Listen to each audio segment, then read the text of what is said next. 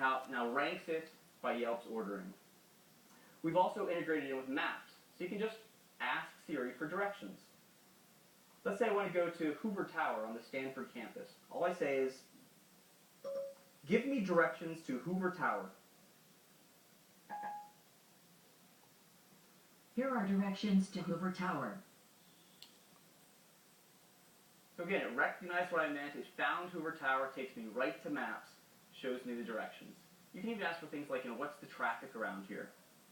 Now sometimes your phone is locked in your pocket and you're in a hands-free environment. So you might have a Bluetooth headset on and you receive a text message or an iMessage and you hear it come in, but it's in your pocket and you don't want to take it out of your pocket. So with Siri, you can just ask Siri to read it to you.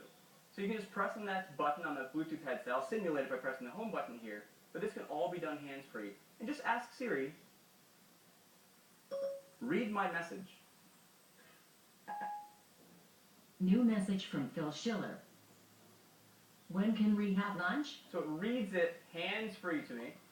You can reply or read.